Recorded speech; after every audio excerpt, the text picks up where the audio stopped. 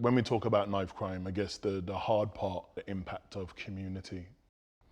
And I guess, Nikita, I want to enable you to kind of talk about the impact of knife crime on you and your family. My brother Ronan, it was just me and him to my parents. He was literally everything to me, everything to my mom, and everything to my dad. He was the glue that held our family together. He wasn't involved in knife crime, wasn't involved in gangs. And, you know, in all honesty, if Ronan was here and he was listening to this conversation, he probably wouldn't relate to any of it because, you know, he was just kind of like your normal 16-year-old. Genuinely, there is no words to tell you how much destruction it causes mentally, physically. My life is ruined, I know that. My mum and my dad's life is absolutely ruined because they've lost their only son. You know, it affects your job, it affects your life, it affects literally every aspect of my life. I have to carry around knowing that my brother was stabbed in the heart for no reason. Absolutely, he did nothing wrong. And, you know, we sat through a 5-week trial where these 4 people were on trial for my brother's murder, and you have to listen to every single detail, how they got the knife, how they were talking to each other, the telecoms, absolutely the AMPR, where the car was, where this was, where that was, and you have to just torture yourself, you have to listen to it, you have to watch them. And knowing that they got the wrong guy, because this was a case of mistaken identity.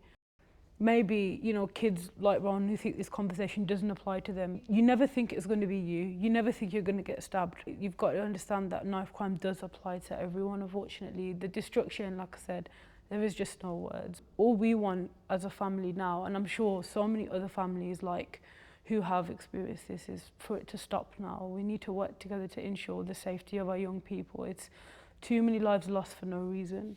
Yeah, and I share that sentiment. You know, I buried over 22 young people to knife crime. So those thoughts and those feelings definitely resonate. When the person who has unfortunately lost their life wasn't involved, it's quite often that the whole community is broken by that, because now it hits home. If you live on the road or round the corner from the person who's been stabbed, you're now thinking about your children who aren't involved, but 1 second, neither was he. Neither was Ronan and many other people, and I can imagine out of the 22 young people, not all of them were involved in any sort of thing to do with it, and either got caught up or something happened, and they was just there, wrong time, wrong place. There's going to be young people that think, why me? Why do I need to listen to this conversation? What would we say to young people that are involved, they have a friend that is obsessed, or they do it for the trend, or they see something on social media? What are our messages to these young people? I think one thing that's overlooked is you are the company you keep. It's a good saying that I used to get told a lot when I was younger. If you're around people carrying knives, likelihood is you're involved in the culture one way or another. You're either going to start carrying, or you're going to watch a stabbing.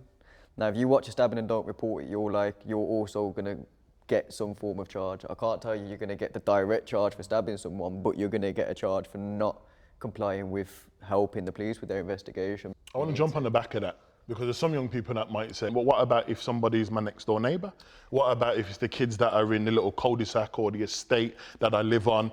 Like, how you same company that you keep, but these are the people that I go to school with. My mum knows their mum. So how am I supposed to detach myself away from individuals that lived that before we even talk about the conversation about snitching? It's definitely a hard one, but like, without saying the community I grew up in, your neighbour was a drug dealer, the other neighbour was laundering money through a business, and the other neighbour was stabbing people.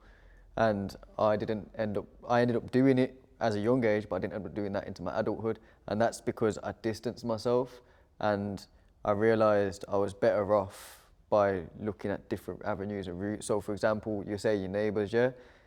You don't have to communicate with your neighbours on a daily basis. I know it's not a nice setting. It's not going to be a nice setting at all, but you have 2 choices to make, and sometimes life gives you them hard choices. You don't get to pick and choose. You have them choices. These are the choices.